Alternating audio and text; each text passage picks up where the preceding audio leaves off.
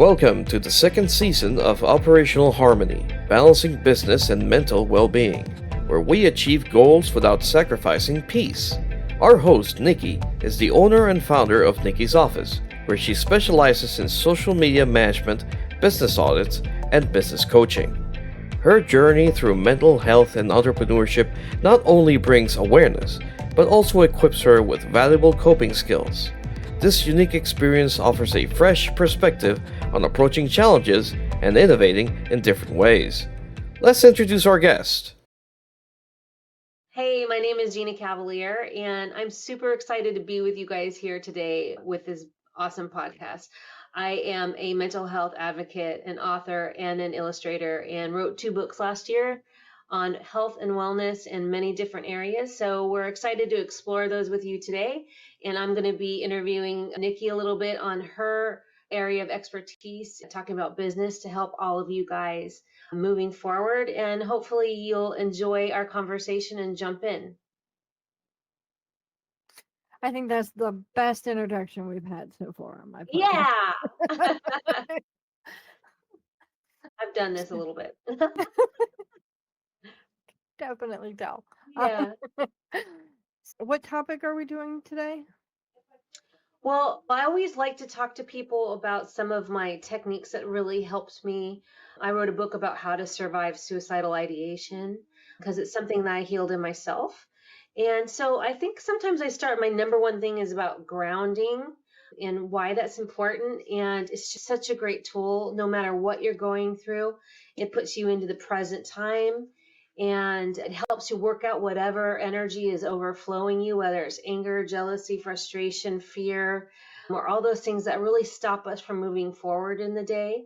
So that's something that I am really always excited to show people or talk about. So I call it grounding. It could be called earthing. I think the woo-woo people call it earthing. Oh, okay. Normal people call it grounding. Okay. Because I have some grounding techniques that I use. Okay. But I definitely wouldn't call it earthing because that Okay. sounds oddly weird. Yeah, to me it doesn't, but I understand. I've practiced so much. I don't like to put labels on things, like saying that's this, that's that, because now you're putting yourself almost and everyone else in a box and those things and adding judgment to it. So whether it's woo-woo or not, it helps people. Yeah. Oh no, grounding techniques are very much helpful. I'm not saying that. Oh yeah. Just that one term just sounds weird to me. But if other people use it and are comfortable with it, that is on them. Yeah, absolutely. And what kind of stuff are you going to be talking about for business stuff for people today? So, how to stay focused amidst when you're either growing or just things are changing in business. Okay. Yeah, that's a hard one sometimes just to kind of I'm really good at that. And so I understand like why that's such a big topic, just staying on track and staying confident. So what are some of the things that you recommend then? I do my topic later after you're done with yours. Oh, okay. We don't do them at the same time because that would get awfully confusing. Oh, okay. I thought it was a back and forth. Okay. It's a back and forth, but like we converse on the mental health first, and then Okay. we go to the business second. Just Okay. because doing them separate helps me to make sure that you get your time to be able to talk, and I get my time to be able to talk, and it's Okay. not this confusing mishmash. Because sometimes, even if the topics are aligned real well, it can get confusing Sure. if you put them Okay. together. So I'll just continue with the mental health stuff. Mhm. Okay. So, during these times and some of the things that I've learned that really helped me, because I was a very sensitive person and I would get overwhelmed with I actually, even though it seemed like I was sort of inside kind of like the grooving circle and the happening people, I kind of always felt on the outside. I just felt different. I was very sensitive and I would take everything in. And if you combine that with traumas, we all have certain traumas. All of a sudden now you're kind of talking to yourself in a negative way. You start to form these thought patterns of maybe it depends on what your trauma was, whether it was abuse or we all have something, right, that affected us or scared us in one way or another. And I almost put everybody in that category, and just with varying degrees.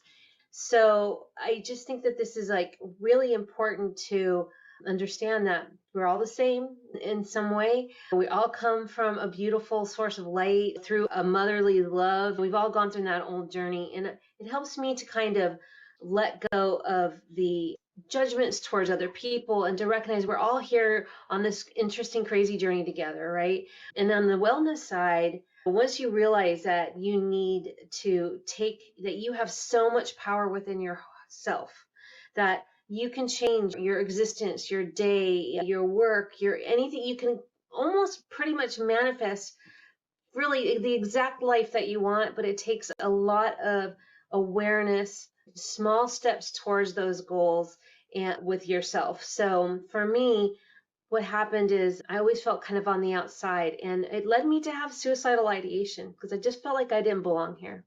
I felt I would, and it was something very quiet. I never told anybody, and it didn't happen all the time. It was something that would come kind of ebb and flow.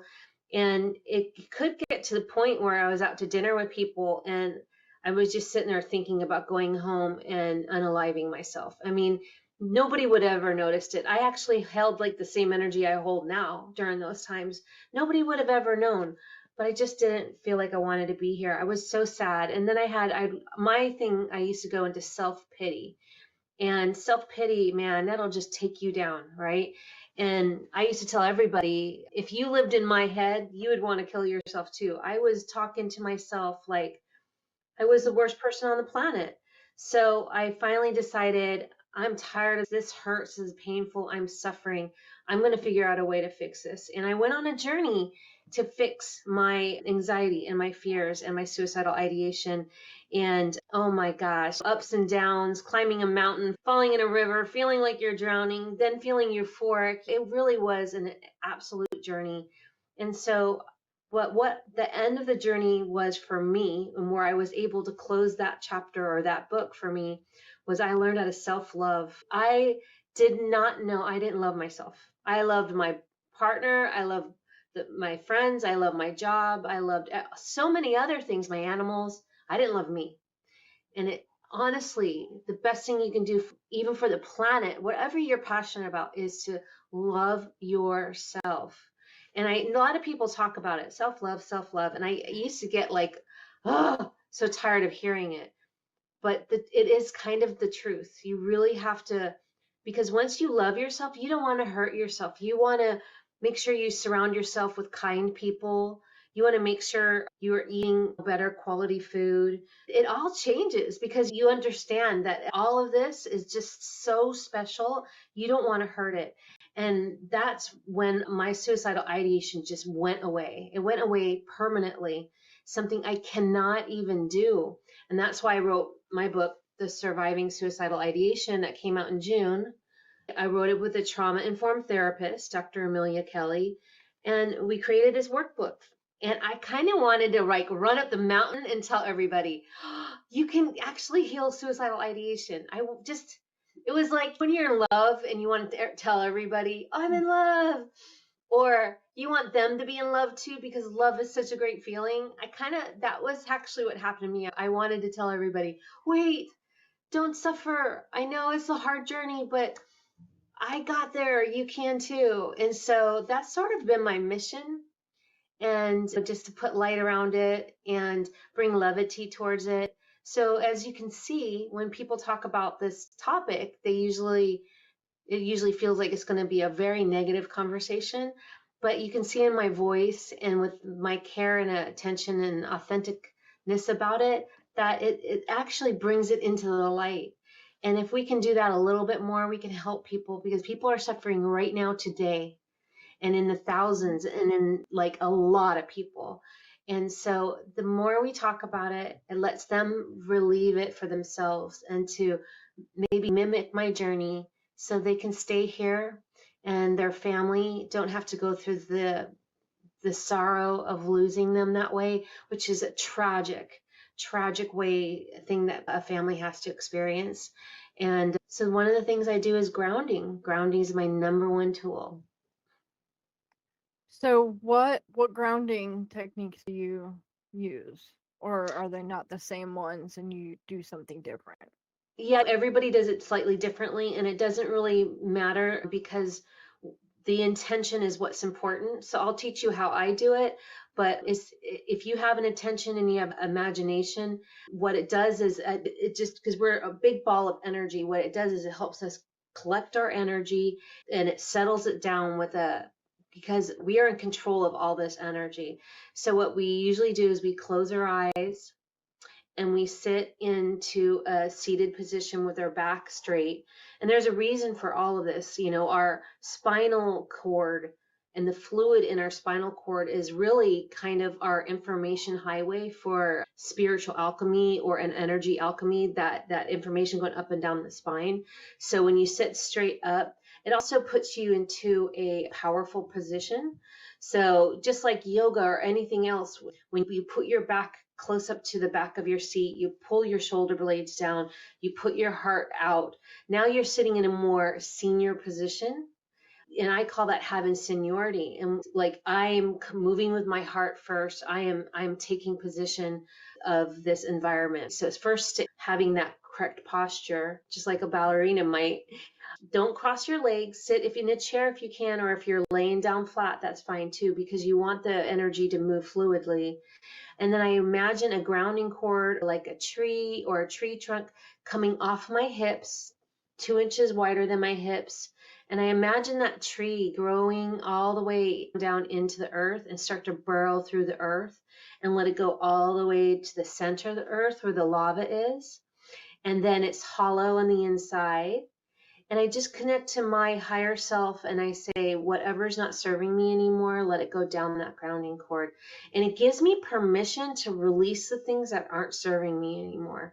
It gives me an awareness of saying, hey, that comment someone made to you that upset you, throw it down that grounding cord, throw it away. That insecurity that keeps coming up when you have to go on camera or do a social media thing or do an interview, throw it down the grounding cord. So literally that immediately grounds you into, and it brings you into present time today, because we're programmed, and this is more of a DNA thing, but we're programmed to go into the past.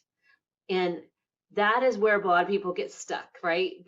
And I have to work on it constantly. And I'll wake up and I'll be like, think about an ex-boyfriend or a bill that I have or something like that. And I start to panic and have anxiety. And it's like, it's not helping me, right?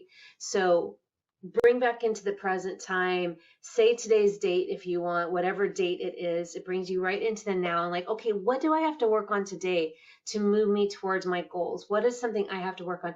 If mental health is something you consciously have to work on and you know it, you're like, hey, I'm a good person. I've been through some stuff, but I'm passionate about changing my life, right? List it all out. Like, what can I do? Should I talk to a therapist? Should I reach out to friends? Should I get some books? Maybe do some yoga, do some stretches, go on a walk? Like, really find out what, you got to own your mental health. Because even if you do go seek help, they're only with you momentarily. You have so much power to control how your day unfolds, how your life unfolds. But you really have to do it with conscious awareness. I'm making a choice to change my life. I don't want to suffer anymore. And a lot of people are suffering. And it's just, I hate seeing it. It hurts my heart, you know? And I just, some people are suffering in silence all by themselves. It's so sad. And that's why I love these podcasts. So I thank you for the opportunity to connect with people or anyone who might need to hear that today. I've never heard anybody ground like that with the tree thing. It's an interest. I'm not saying that's a bad thing because I haven't heard everything. I might have been through multiple of years of therapy, but that doesn't mean even yet I've heard everything. And in some cases, that's a good thing because some therapists are just not as good as they should be. Yeah. But so the grounding techniques I've always used are for when you are having an anxiety attack or a panic attack to try to bring you back to the present, where it's a movement or thoughts that slow you down and make you come back to the present. So the cherry picker thing, Love it. Yeah, that's a great one. I use that one usually without thought at this point. Like I'll Mm, start to get anxious and automatically my fingers start tapping it out and my friend will notice and she's okay. I know I have to do something now because she's about to lose it. I love So it. That's an that amazing helps. tool. The other one that I was always taught, and actually I was taught it two different ways, and I prefer it one way over the other. So it's the 5 things. Okay, I Find didn't know one that thing. one. So for me, the way I was taught to do it first, which is why I prefer it that way, I don't like being taught by multiple people, multiple different ways to do something.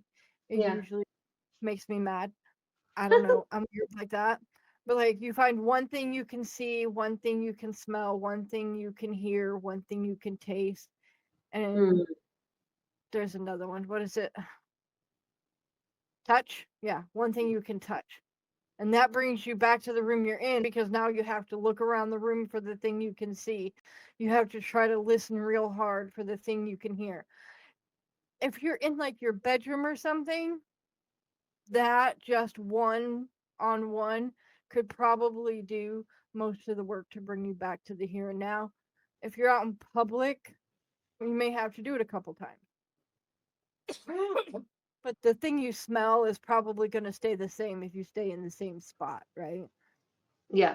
But there are other people who say it's 5 things you can see, 4 things you can hear, 3 things you can touch, 2 things you can smell, and 1 thing you can taste. I don't like doing it that way because that just makes me have to do math. I'm already not in a place where I want to do math. So I just do the 1 1 1, and then if I need to do it again, I do it again. That Um, seems like a present time practice, like to bring in a present time. So it's slightly different than grounding. The reason why I like that the grounding that I teach, and even with a lot of different yogas, which I've tried many different kinds, they're wonderful. But you go into that meditative state and you start to work through some of the emotions. And what happens is they kind of get stuck. They kind of like you start to work them out, and some of them are really deep, and it starts to come out. And then it's like, say you're working through, a traumatic experience, and it's starting to come out, and then it's almost around you. If you don't have a visual way of releasing that thing or that energy of that thing, then it kind of can get stuck in the auric field and you feel worse. And that's why I kind of like the release, because it's like a conscious release of like moving it out of your space. Yeah, one of my therapists, her technique after we're done talking, she'll go, okay, now put everything we've just talked about in a container and I'll ship it off to China. And I'm like, yes, China can have it. I love it. I love it. Yeah, I love that. Oh my gosh. And that way you're like, because like usually, especially if you're talking to a therapist who is any good at their job, you're going through things. Therapy is not a place you should like going. It should be a place that you need to go. Like I Yeah. need to go to therapy every week. Like it's a need. And because of that need, I'm going to be talking about things sometimes or a lot of times that are not comfortable to be talked about. And so putting them into a container and getting rid of them, that visualization of being able to get rid of it like you do with your tree is Yeah. like the way I can walk out of that and not want to punch a wall as soon as I get 10 feet from the therapist's office. Mm-hmm. A lot of my practice is done with roses, rose work. There's a big origin. I was actually researching a lot of origin stories on the Rosicrucians and all this interesting stuff, but roses are such a dynamic tool, and I use it a lot in my practice. And we do that with the roses. We put all the stuff that we've just processed into the rose, and then we blow it up, like just blow it up. Imagine blowing up so you just imagine a giant rose and throw all those images and thoughts and energy into there. And then you imagine it exploding. It's actually a term that they call blowing roses. Oh, that's not suggestive at all. But okay, so my container gets shipped off to China. Nobody's blowing anything up. That does sound like a good idea. I'm gonna have to tell her we're gonna have to start blowing up the container. Yeah. Let's Yeah. add some explosives into this. See what her response to that is. It's just a great energetic. Where I studied, we had thousands of students. We all were doing it. It was kind of interesting and fun. And some of the work that you do can be heavy. So when you can bring some levity again to it, or lightness to it, or expression, it really helps kind of lighten it a little bit, because sometimes we're working through really heavy things. So Even in my darkest moments, I never let go of my humor. So, well, it's thank not going goodness. anywhere. It's not as light and fluffy as some people's humor, Yeah, but probably like mine. it is definitely humor. I'm But I've definitely. also learned, because my humor has helped me get through a lot, right? Because my life hasn't always been roses and puppies, and Yeah. my roses unfortunately didn't blow themselves up. Try Um, it one. but going back and talking about it with my therapist, I will make smart aleck comments and dark humor moments. I'm a military brat whose stepdad then became a truck driver.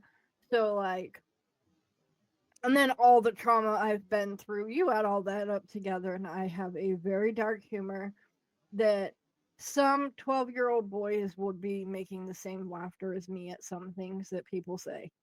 So Yeah. it's Well, just, good for you. my humor has got issues, and it's fine. I'm so happy. But being able to find that humor for a lot of people isn't easy.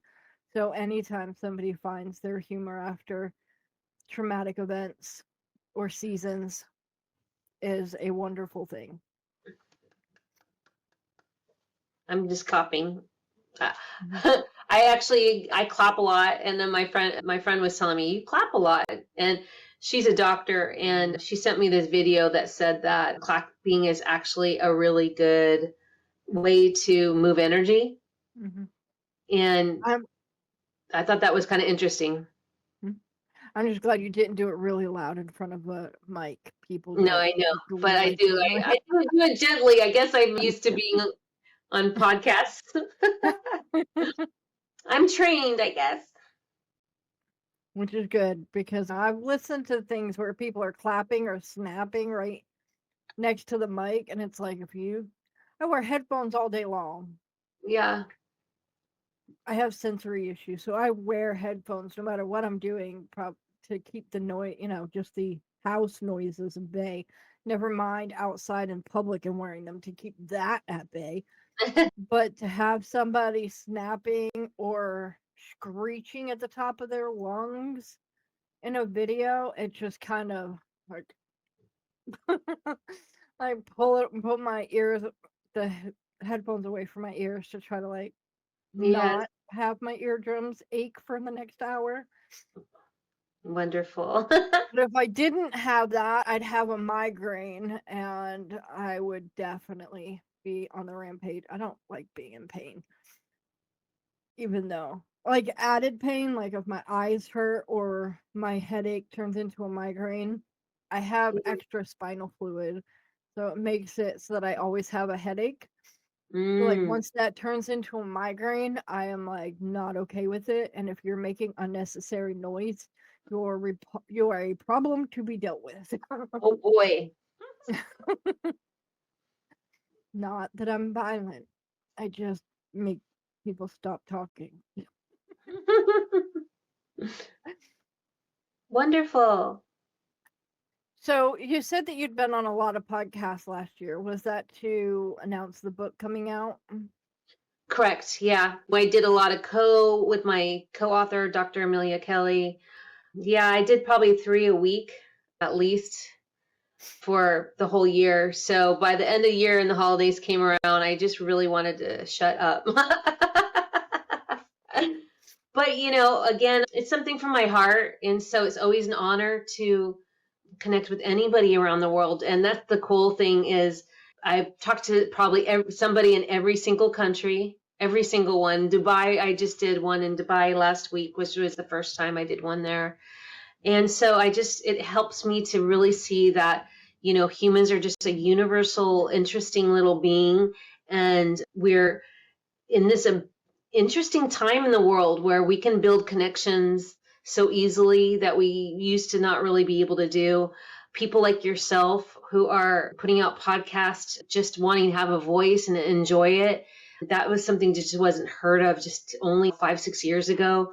So it's creating all these different media opportunities and voices. And to me, that's us elevating as a planet, as a community. We all, instead of giving it to just the few now, before how it was, just the networks that were allowed to have a podcast or media, anybody who has a passion in their heart, and to see people do their passion it makes me so happy, regardless if it's an actor on stage or someone or a podcaster. It doesn't matter, and you can see it shine through because it's a lot of work. And so that's why I always applaud people out there doing it, because the editing, it takes financial resources, but it's a wonderful thing because you're contributing in a way that it's mental. That does lead to mental health. Finding your passion and what makes you thrive and get up out of bed, it is a part of the journey. This, going back to the self-love, first, when you really find your self-love, then you will find your life's purpose and your passion. It'll really fall in your lap. So if you're struggling, focus on self-love, and then the purpose will come. Is what I always tell people. It will come, and it might not come in the way that you expected it or in the form that you expected it, but boom, all of a sudden, maybe you're writing a book, or like you're putting it into a creative work. It'll manifest into something, and it really will take you on your path. I've seen incredible people all of a sudden become practitioners or acupuncturists, or they've gone in so many different directions when they've really consciously worked on their stuff. So I think it's great. Okay. I think we can switch over to the business side. Okay. I'll give you an opportunity at the end to talk about your book again real quick. Okay. Thank you so much. So we're going to talk about how to stay focused and grounded while your business is changing, whether that's from growth or just change, because there is that everything changes. Nothing stays the same. You can go into change kicking and screaming, and it will just take longer for it to happen, and it will be more painful. Or you can go into the change knowing that it's happening and allowing it to do it so that it can happen faster and easier. If your business is staying still for too long, it is stagnant. There's no room for anything to grow if you're stagnant and you're not moving. So, yes, I concur. So what are some of those techniques that you use to stay focused and grounded? So first, you're going to clarify your mission and your values. You want to be steadfast on your mission, what it is. So your mission, whatever it is, usually is a plan to get from where you are to where you want to be. That is your mission. Our mission is to grow and create, I don't know, rocket ships into the new millennium. I don't know, whatever. But now you have to have your values and your core purpose. What is your purpose? Is it to build those rocket ships, or is it to fight everybody in the world because they think you shouldn't build the rocket ships? Because that really is two different things. If you have everybody focused on building the rocket ships, you're not going to care about what anybody else is saying about you. And no, I'm not talking about Elon Musk or anybody. I don't care. This is just a for instance. That's all. I am not aligned with anybody. But my for instances get wild. This is just one of them. It's a good one. So your core purpose is to build the rocket ships. So you put all your people and all your energy into building that rocket ship and doing those things, and you let the naysayers do their thing. Because who cares? At the end of the day, eventually maybe you're going to have a rocket ship that does what you say it was going to do. And then all those naysayers are eating the mud that is on their face. Correct. You want to make sure that in the process of that, you don't let go of your values. You still want to be honest, trustworthy people who pay their people good money, whatever. But you want to focus inward at your company and focus at making sure that your people have the resources they need to actually build that rocket ship, instead of going out and being on the news every night because you're trying to tell people, no, they're lying. That's not what we're doing, type deal, right? Because if you're putting all your energy into doing that, then your people are not going to be as focused, and they're not going to be able to do their jobs either. Good point. Yes, I agree. So making sure everybody is focused and steadfast and determined and all that good stuff on their goal, on the company's goal, with ethics and good standing and all that in place, then that's great. Now, if you have a whistleblower go out and say that, hey, they've cut our pay in half because we're not done yet, maybe that was a bad decision. And if that actually happened anywhere, again, I'm not talking about anything specific. I have no idea what I'm talking about. But that would be a problem. That's where you stepped away from your core values. That's where you stepped away from your purpose. You screwed up, basically, and you need to fix it and make it right, and then keep going and building your rocket with all legal things all tied up in a bow. Look, I'm not going to have somebody say that I said they could do something unethical. That is not what I'm saying.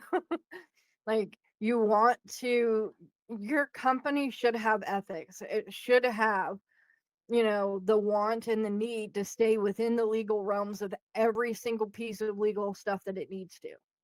There's Correct. never reason to go outside the law to do something for your business. Never.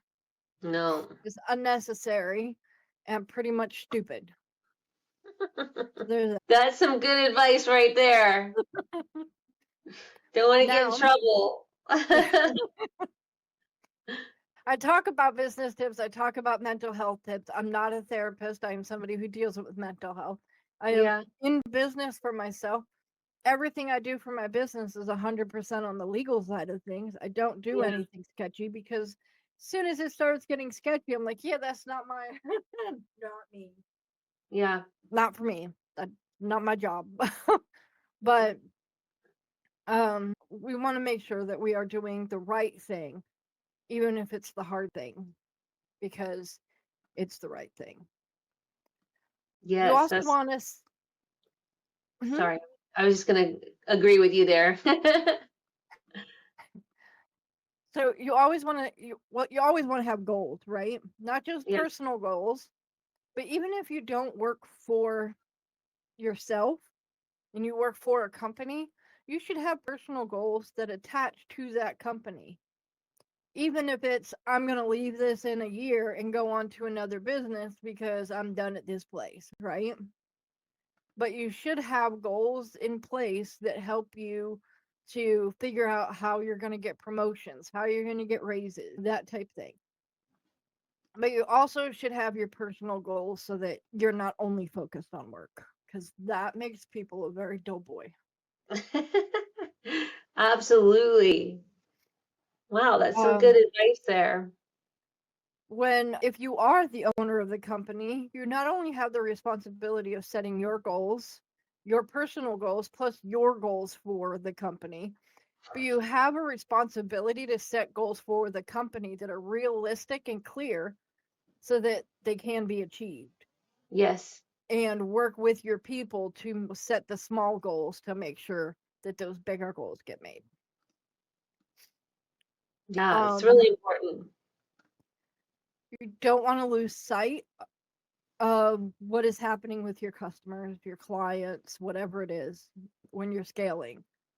You want to make sure that if you are customer facing or if you're business facing, it doesn't matter which way you face, that you are keeping those people in the loop as to what is changing, where it affects them and how it affects them, and also making sure that people are, they're still happy, right? Because sometimes during a change, something can get lost in the weeds. You want to make sure that you're reaching out to make sure people are still happy and content with what you're doing. And then the final thing is to strengthen your leadership.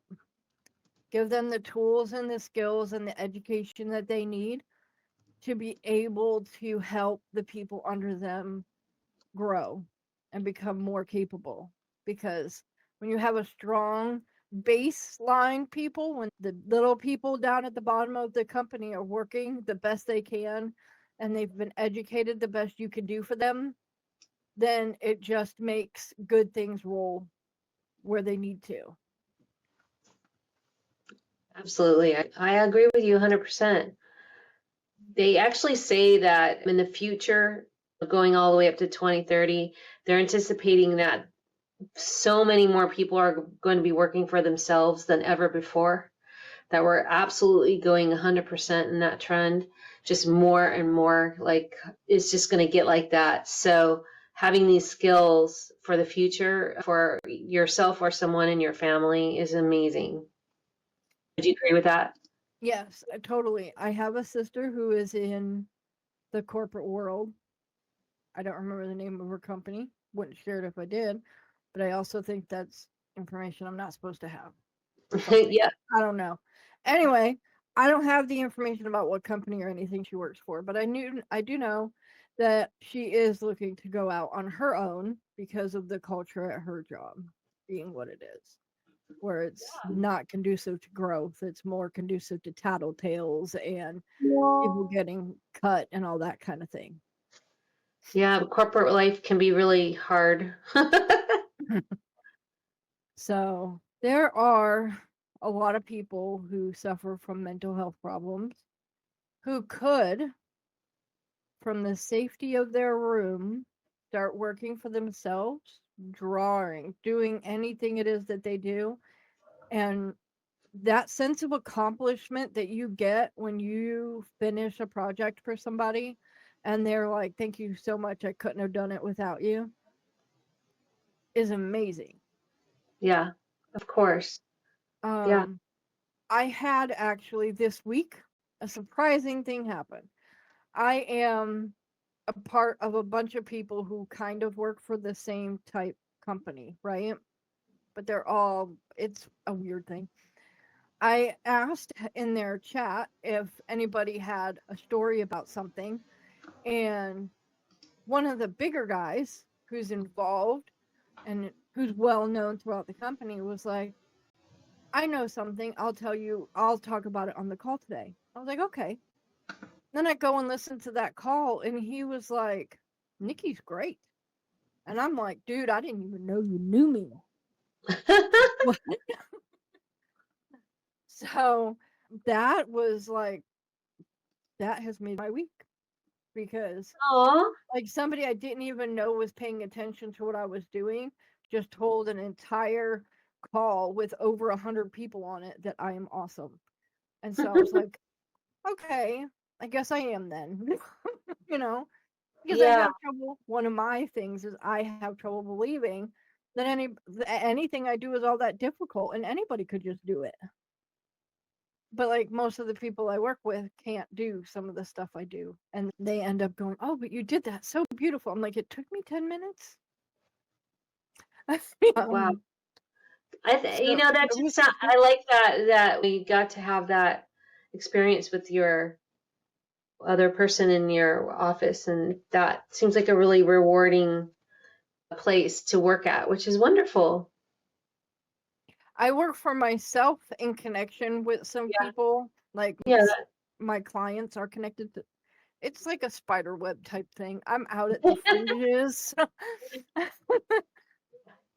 Yeah, awesome. Awesome tools to keeping focused and ethical and just inspired, I think. I'm a entrepreneur myself, And I think that's the number one thing people will say, that, they get all inspired in the beginning, and then all of a sudden there's a big dip or something, and they lose whatever hope, or they fall into fear. And, so just finding that inspiration, wouldn't you say, just to keep it going? So for me, you know how people get married and at first everybody calls it the honeymoon period? And then, at like the 5-year mark, that's when the divorces start happening because life becomes an actual thing again. And, it's hard to say that you're in, it's hard to show that you're in love every single day to the same person. Not because you don't love them, but because it kind of starts to feel monotonous. And so in life, right? Like, who wants to be loved up on when they're sick?